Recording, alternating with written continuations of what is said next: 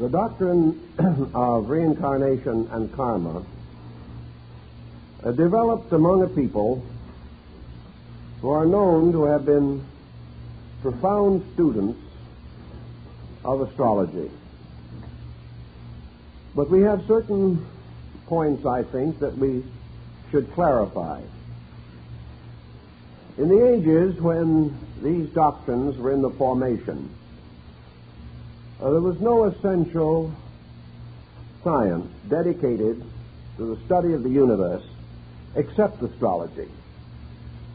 Astronomy as we know it today did not exist. And one more recent astronomer, somewhat embarrassed over the background of his science, has stated that astronomy was the sane child of a mad parent.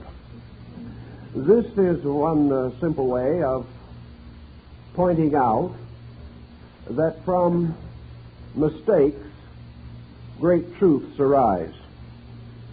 The study of astronomy in antiquity could never have held the interest of the people had it been concerned primarily with the chemical analyses of distant stars or an effort to measure the direction of the continuum. These abstractions broke a pattern to which antiquity was consistently addicted. Whenever the ancient discovered anything, his first question was, what does it mean to me? What does it mean in my personal life? What does the enlargement of our understanding of the universe mean to us now? How can we use it to live better, to think better, and to be better? Thus, in old times, the universe was explored only that man could come to understand more clearly the laws governing his own conduct. It was assumed that man was part of the universe. Whatever rules and regulations existed in space applied to man, and he must live according to them and be obedient, for these laws represented the will of God in action, the continual motion of universal principles. This also led to a second consideration, namely that all laws and all principles in operation are not only mechanical principles or mechanical processes, they are also intelligent processes, conscious processes, laws and principles that can be and should be interpreted in terms of their moral and psychic value, and not merely as the elements of a universal machinery. Even today, the most simple machine that we invent, or the most complicated one, if we considered it philosophically, it would give us a code of morality, because these things are lawful or they will not operate. Some machines teach us cooperation, others teach us coordination, others reveal to us processes applicable to our own bodies, to our minds, to our souls. It is said that the early Romans, confronted with the problem of creating water supplies for great cities, patterned their system of aqueducts from a study of the arterial system of the human body.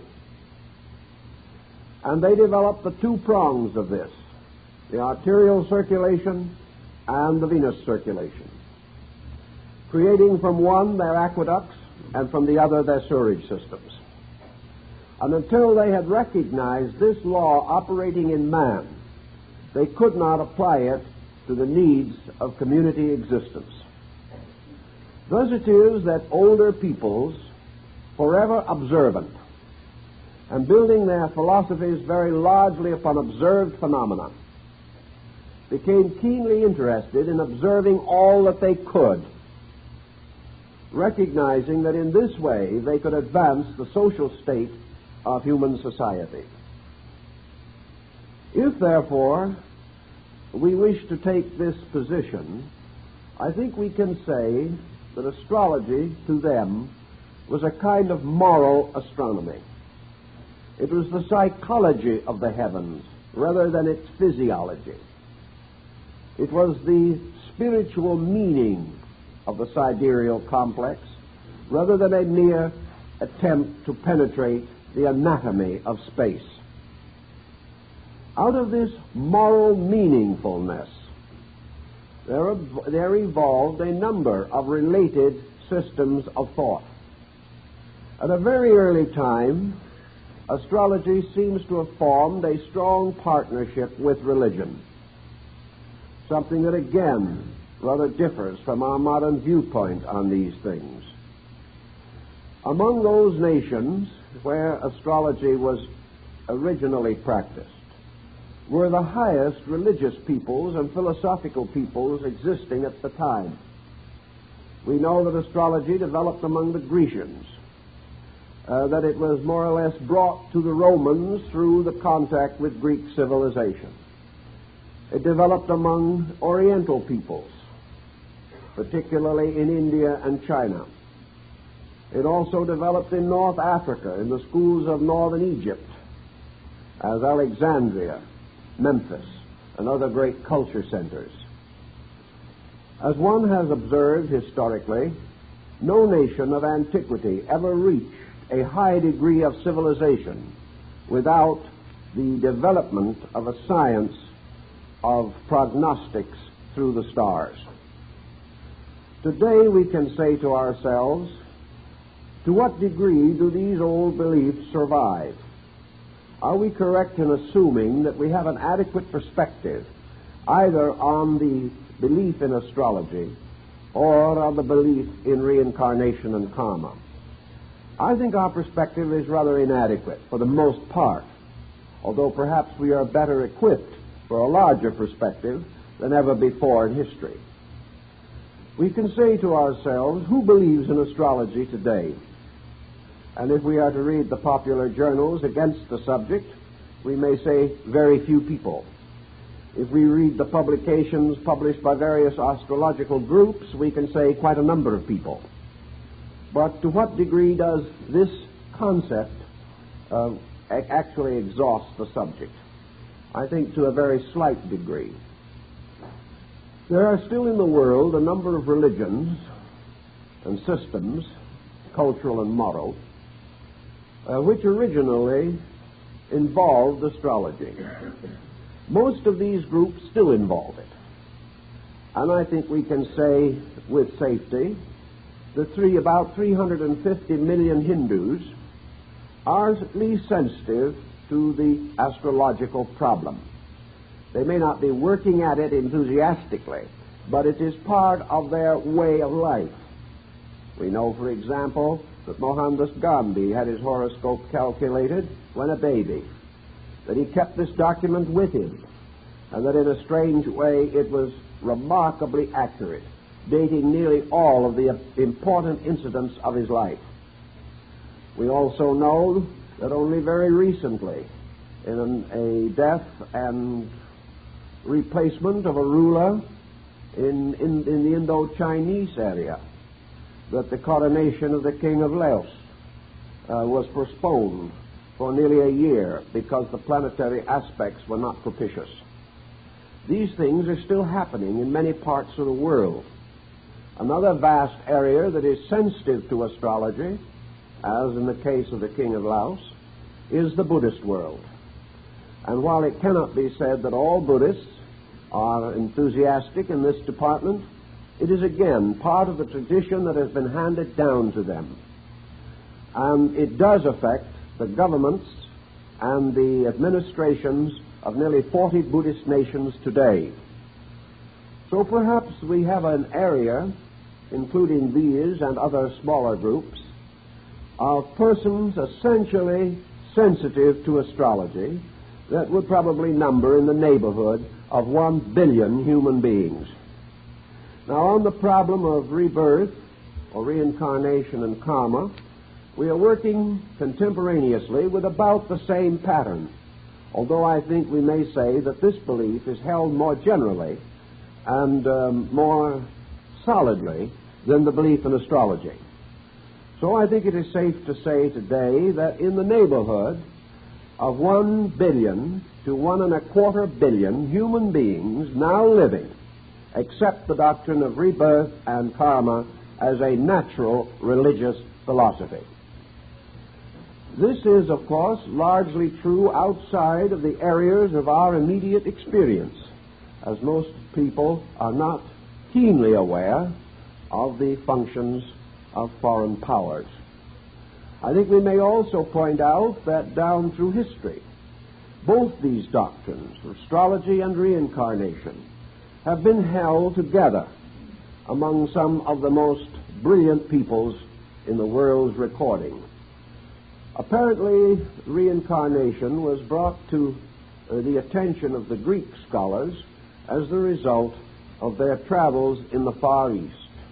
Among the pioneers in this, of course, was Pythagoras of Samos, who in about the 6th century B.C. seems to have brought this doctrine, the doctrine of reincarnation, strongly to the attention of the Greeks. Its greatest exponent in Greece, of course, was Plato. And the entire descent of the Platonic and Neoplatonic schools was in harmony or in line with this general belief. Reincarnation and karma reached Rome as a result of Greek teachers setting up their academies in the capital of the Roman Empire. It also penetrated into Byzantium and into the great Eastern Empire of Rome. Thus we have a doctrine of great historical interest, and one which perhaps could help us in solving some of our more pressing immediate difficulties. We, I think, are entitled to regard this matter in a rather more sympathetic way than it has generally been handled. Not long ago, I knew a gentleman who was doing his doctoral thesis in religion in one of our largest universities.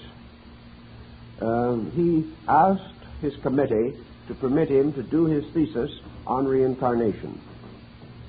I think the committee was a little flabbergasted at the prospect, but having had a quiet session among themselves, the committee men reported favorably on the project. As educators, as leaders in a great university, they said the subject was entirely proper, inasmuch as any subject is proper, which has held the esteem of the learned and the thoughtful for thousands of years, and has had as large an influence on society as this one. The main problem was that such a thesis must be handled in a manner fitting to a doctorate degree. It must be carefully thought out, it must be adequately documented, and must indicate the research and thoughtfulness of the person preparing the thesis. The thesis was prepared, it was of the quality necessary, and the doctorate was awarded. So you can handle these subjects, even in our unbelieving world, if you want to handle them adequately. And I think that brings us to our problem today, namely that believers in these things should not develop an inferiority complex on the grounds that they are isolated sufferers against a cruel world. Actually, nearly half the population of the world is on their side. And the main issue always is to find out what these doctrines really are, to differentiate between popular belief and serious belief, and to investigate the various imponderables in a manner that is satisfactory to a sure knowledge or a real thoughtfulness in the area under consideration.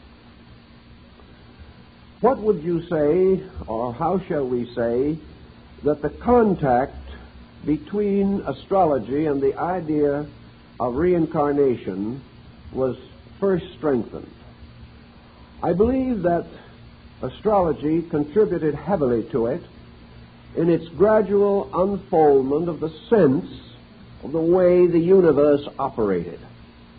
We may have certain restrictions of view as to the validity of all astrological findings, but we do know that the priests of Chaldea and Babylon and the ancient sages of India studied the stars, studied thoughtfully and reasonably the laws and rules governing universal process.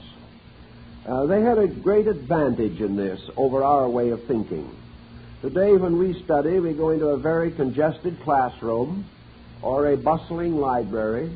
We sit down and try to find adequate texts, and we become part of a very tight system of acceptances and rejections. It was rather different in those days. These scholars simply went out by themselves into the wilderness, sat down quietly on the side of a hill or climbed to the top of some ruined tower and just absorbed the universe into their own consciousness. They watched, they considered.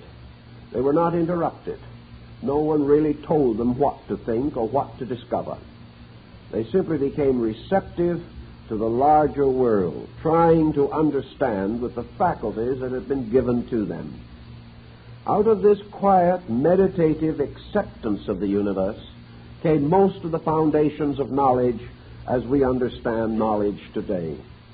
We have yet tried to find who taught the first great teachers, and we are convinced that to a measure they were taught by space itself.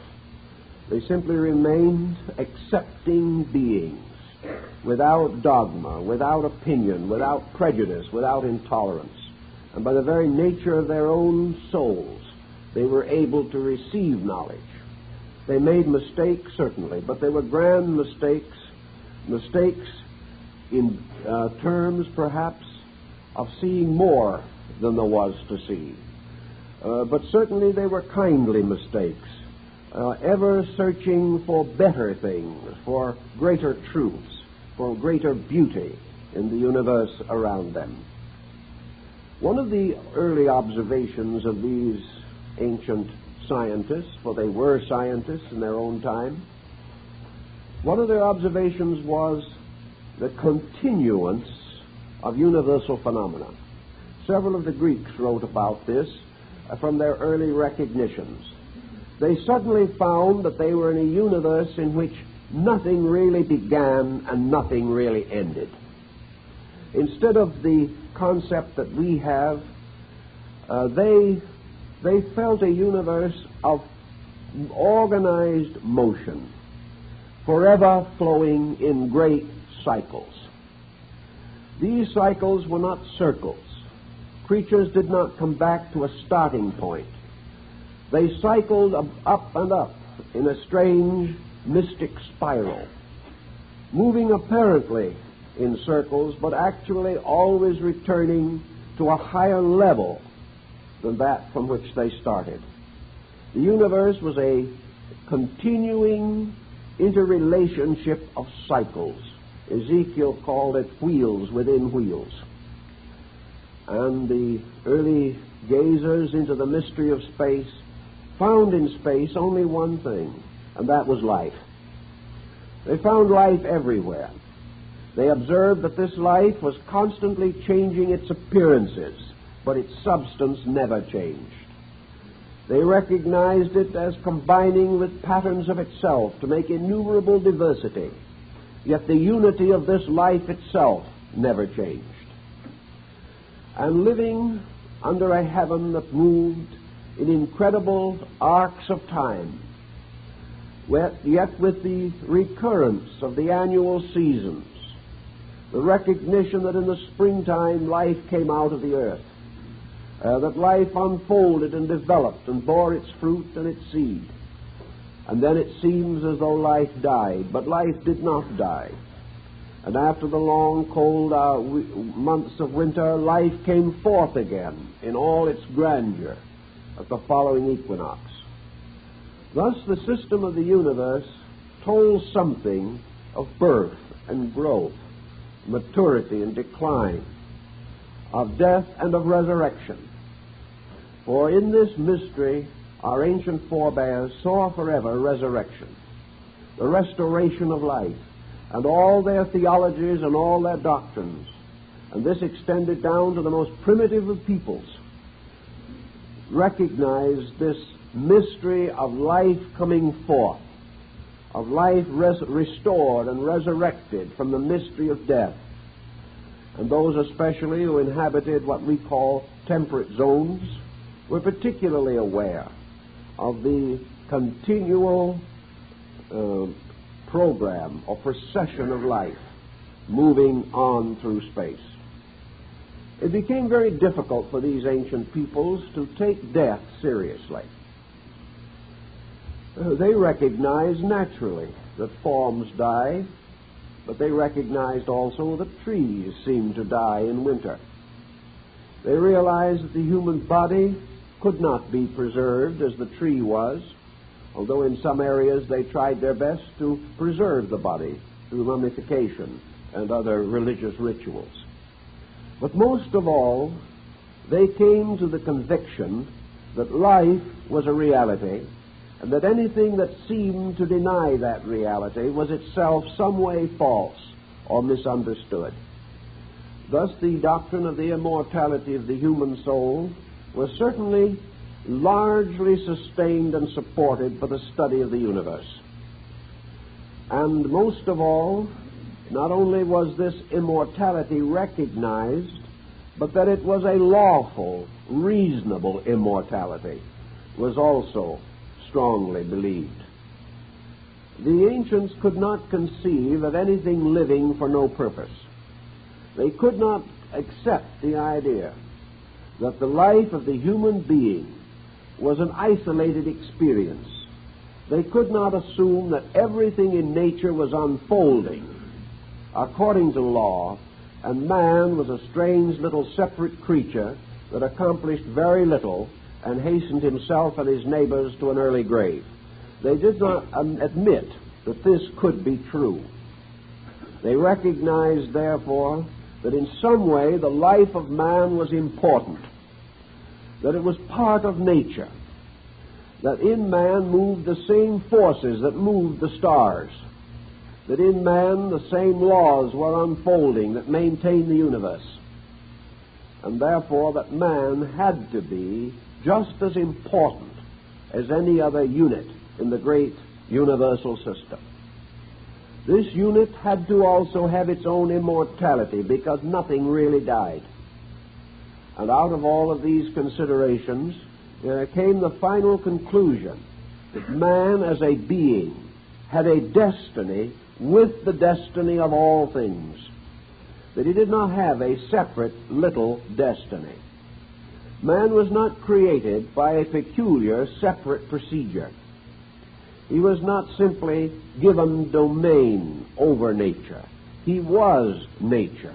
Nature existed in him, but he was given certain faculties and powers not generally observable in other creatures. And by these very faculties and powers, he was given a certain leadership, and was given the privilege, the opportunity, or the responsibility to cooperate in the natural processes of things. Man was the only creature that the ancient knew capable of cooperating consciously and intelligently with the purpose of universal destiny. This attitude led naturally to the enlargement of philosophy and religion, morality and ethics. It led the ancients to create codes for the peculiar use of man, defining his powers and also affirming his responsibilities and his duties in nature. Now, it was a common observation, of course, that all creatures were born into a kind of nature, were born into a world that was governed by the peculiar laws which we call natural law, as contrasted rather improperly with divine law. For our most ancient forebears believed there was only one kind of law, and that this law was manifested through two expressions, one being the laws of spirit and the other the laws of matter. But they were one great pattern operating on two levels of function. It was observed by these older peoples also that if men planted according to the seasons, their harvests flourished. But if they planted out of season, the plants did not grow properly. Therefore, there was a time for all these things to happen, and that according to the timing of things, their destinies were unfolded. It was further observed by these people that in nature, particularly the plants and animals, mating was according to season, or that growth was according to season, or pollination, or the casting of seed from plants was according to season. But in man, fertility was continuous. But this does not mean that there are not certain seasons that produce their own harvests. It was therefore only a step to assume that man was a highly diversified being, and that therefore many kinds of seasons existed for him, and that he was born in one period of the year, his destiny could unfold in one way, that if he was born in another period, that he came under a different group of seasonal processes. Yet man was capable of maturing and fulfilling his destiny when born under any season. Thus seasons became not problems of life and death, but of directive, of the direction in which things move, and how rapidly this motion can be accomplished. Naturally, our forebears were much concerned with the mystery of birth. To them, a life coming into the world was subject not merely to our biological considerations, but to things seen and observed by an empiric process. One thing that the Chinese noted at an early date, and so did other people, was a physical phenomenon of rather amusing but perhaps intriguing import. Most small children, most newborn babes, have about them a strange and abstract look of age. There is nothing that looks much older than a brand new baby. It enters this world with the most quizzical and difficult expression. Although its features are yet ill-shapen, it has something about it of a meditating sage, of an ancient grandparent. It looks upon life with the pessimism of great years, even at the beginning, and expresses this pessimism usually by entering into this world in a fit of tears and howling. Also, one of the first things that happens to it when it gets here is to be spanked. In other words, it is only by punishment it seems to be able to live. All these things meant something to our remote ancestors. They were very observing. To them, all of these were symbols of some real process in nature. It was also soon observed that the small child coming into the world manifests, as it begins to coordinate, a kind of unworldly wisdom. Children are not just as ignorant and helpless as we would like to think they are. Physically, they have very little to support them, and they are born less fortunately than the average animal. But in terms of culture and in terms of innate life, the ancients observed that children had a grasp of things, a grasp of value. And long before they were old enough to reason for themselves, they were able to ask questions that their elders could not answer.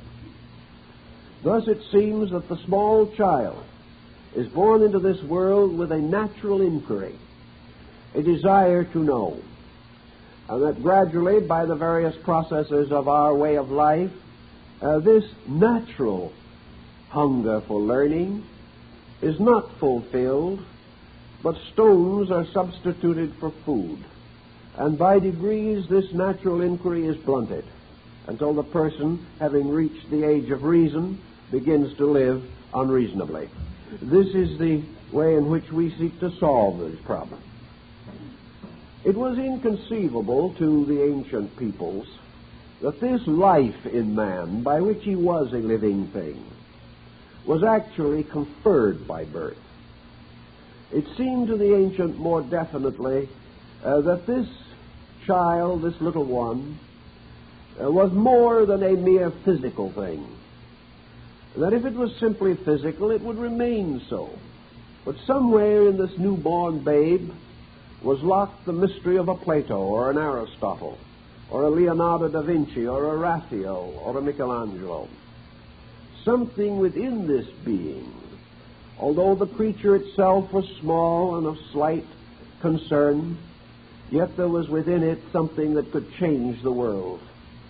No one could know what was locked in the soul of this newborn babe, whether it be a genius or a tyrant, whether it be great or mediocre.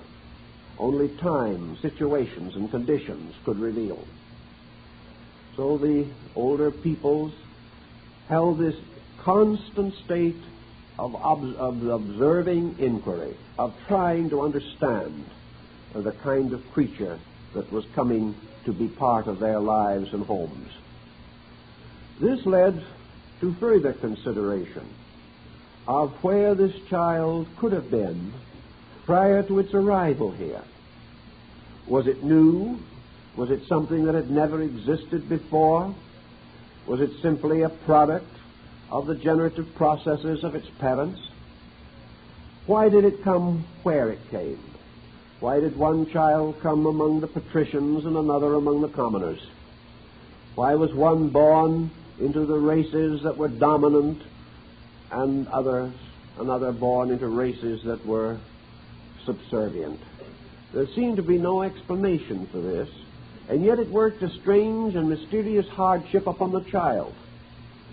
For if it was an unfortunate birth, this child was very heavily conditioned against success or against the maturity of its potentials. These things led to an effort to rationalize, to find some reason why a child was born into a peculiar destiny, why it was born into this world at all. Why, if it was born, it could not have been created by a creative fiat, the mere speaking of a word. Why this creature had to pass through all these periods of growth and development, in which it was a burden to others and itself. Why it would later fall into decrepitude. These problems caused the individual to attempt to restore in his own thinking the divine plan operating in nature. Our older philosophers and scholars realized that this plan itself had to be right, that whatever system of reasoning they used had to sustain the facts, and also had to give to these facts overtones that were great enough to make life significant. Materialism would have been utterly inconceivable to these people, because it was sterile, because it solved nothing, because it gave nothing to strengthen or unfold or develop the character or the integrity of the individual. To meet this problem, then, there were only 2 or 3 possible answers. Either the child had to be a newborn babe, coming into this world out of nothing by some strange and mysterious act of providence, or it could possibly be regarded as merely the projection of its ancestors, the continuing of a life thread from generation to generation, this thread conditioned always by that which had gone before. By this means, or by this concept, the sins of the fathers descended unto the children unto the 3rd and 4th generation. This was perhaps a neat bit of figuring, but it was a little hard on the children, because it suddenly caused the individual's personal character to be victim to his forebears, and he was predestined and foreordained by a destiny over which he had no control, to be slightly dishonest because one of his ancestors had been a celebrated buccaneer. This did not answer too much or give too much reality to the problems of living. The only other answer seemed to be that the individual was here because of something that he himself had done. Now, this was a rather complicated situation, and it also annoyed the Pharisees quite a bit during the period of the life of Jesus. And therefore Jesus is questioned as to whether or not it was this man's sins or his father's sins that caused him to be born blind. Now, had there not been some question in the popular mind of the day, how would it have been framed that a man's own sins could have caused him to be born blind? The Pharisees, of course, generally held reincarnation. Therefore, their question evidently was pointed in this direction. Namely, that there was a possible explanation that the individual was fulfilling himself, that he was not a blind product of blind destiny, but an unfolding creature by whose very nature this unfoldment had to extend over a longer period of time than the opportunities of any one life could provide.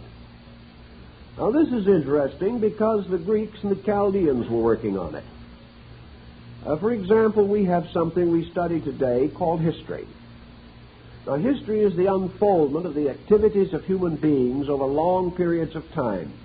It is a record of the growth of races and of nations and of systems and of the rise of individuals of prominence. Yet most persons living today can only read history of any time except their own. Some people would kind of wish they could have been born perhaps in the golden age of Greece, where they could have studied with Pythagoras or Plato and Aristotle. Others would like to be born 1,000 years from now, when they hope we will have more common sense than we have today and that our affairs will go better. One of the most common things to observe is that the individual is not quite certain that he was born in the most fortunate period. This has been common to all periods, and every generation has questioned the delight of belonging to a larger historical cycle. But if there is any importance in history, if the experience of the race from the beginning is meaningful, what does this mean? It means that humanity is moving through a vast cycle of time. There have been some recent revisions by anthropologists as to the probable age of the human being in nature. Not long ago, it was a comparatively short cycle.